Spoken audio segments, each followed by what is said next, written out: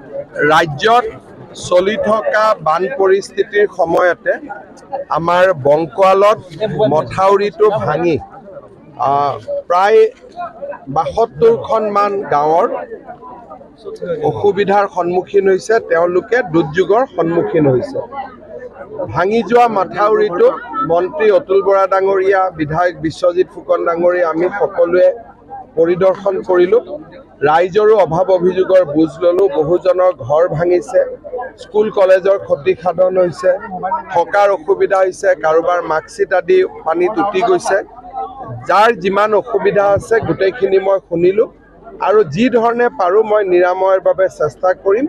জিলা উপায়ুক্তকো মই কৈছোঁ যাতে ৰিলিফত কোনো ক'ব গ'লে কোনো ধৰণৰ কম্প্ৰমাইজ কৰা নহয়। যি ধৰণে যাক ৰিলিফ দিয়াৰ প্ৰয়োজন আমি যাতে তেনেকৈ ৰিলিফ দি থাকোঁ। আৰু অকণমান পানীটো সামৰিলেই আমাৰ আজিকালি নতুন জিঅ' টিউব আছে। জিঅ' টিউবেৰে আমি যিটো অঞ্চল যিটো ভাঙি যোৱা টুকুৰা মেৰামতি কৰাৰ বাবে আমি চেষ্টা কৰিম, যাতে মানুহখিনি বহুদিন পানীৰ মাজত থাকিব নালাগে। মই এতিয়া যাওঁতে কাজিৰঙাও চাই যাম। মিহিমুখ আদি সম্পূৰ্ণ অঞ্চল জলনিমগ্ন হৈ পৰিছে। কাজিৰঙাত ইমান পানী হোৱা নাছিল, তথাপিতো ট্ৰেফিক মুভমেণ্ট আদি কণ্ট্ৰল কৰা হৈছে যাতে কোনো জন্তু দুৰ্ঘটনাগ্ৰস্ত হ'ব নোৱাৰে। আৰু যোৱাকালিৰ পৰাই আমাৰ বন বিভাগৰ গোটেই বিষয়াসকল ইয়াত আছে আৰু এটা বেটেলিয়নো আমি ইয়ালৈকে কালিৰ পৰা আহিব দিছোঁ, যাতে এইকেইদিন সিঁচৰিত হৈ থকা বন্য জন্তুখিনিৰ প্ৰতিপালন কৰিব পৰা যায়। বহুত স্থানত মথাউৰি ছিঙাৰ সম্ভাৱনা এতিয়াও আছে। আজি আমাৰ কলিয়াবৰৰ হাতীমূৰাত মথাউৰি ছিঙিছে।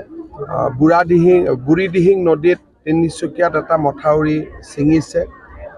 মাজুলীত এটা মথাউৰি ছিঙিছে। বিশ্বনাথ জিলাতো কৃষি বান্ধ এটা ছিঙিছে। এতিয়ালৈকে মোৰ হাতত থকা খবৰ মতে এইকেইটা। আৰু যদি কিবা মই ইয়াত থকাৰ সময়ত কিবা হৈছে নাই হোৱা এইটো মই অলপ পিছত গম পাম। কিন্তু বৰ্তমানলৈকে বুঢ়ীদিহিঙৰ মথাউৰিটো, মাজুলীৰ মথাউৰি, বংকোৱাল আৰু হাতীমূৰা আৰু বিশ্বনাথত এটা সৰু কৃষি বান্ধ, এইকেইটা ভঙাৰ খবৰ আমালৈকে আছে। এটা ভাল খবৰ যে ডিব্ৰুগড়ত আজি ডিব্ৰুগড় যোৰহাট দুয়োটাতে ব্ৰহ্মপুত্ৰ বিপদসীমাৰ তললৈকে বৈছে।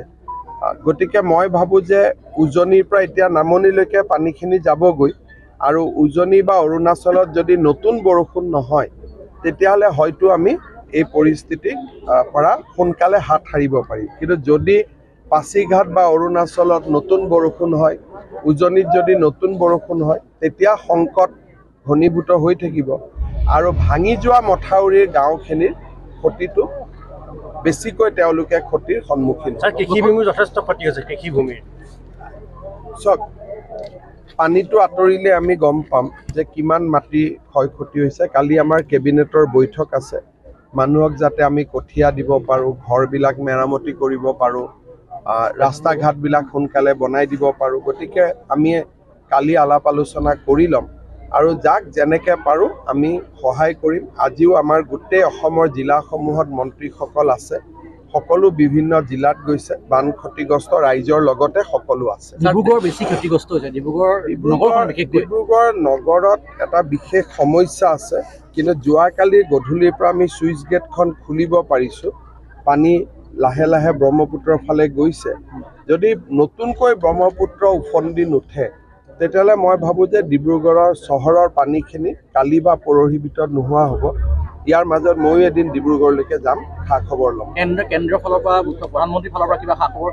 তেওঁলোকে কৈছে যি লাগে তাকে সহায়ৰ কাৰণে যি লাগে আমি কৰিম বুলি কৈ থৈছে। গতিকে এই মুহূৰ্তততো আমাৰ আগে পিছে যিমান ক্ষতিগ্ৰস্ত হয় তাৰ তুলনাত এতিয়ালৈকে ক্ষতিগ্ৰস্ত ইমান হোৱা নাই, আমি চম্ভালিব পাৰিম।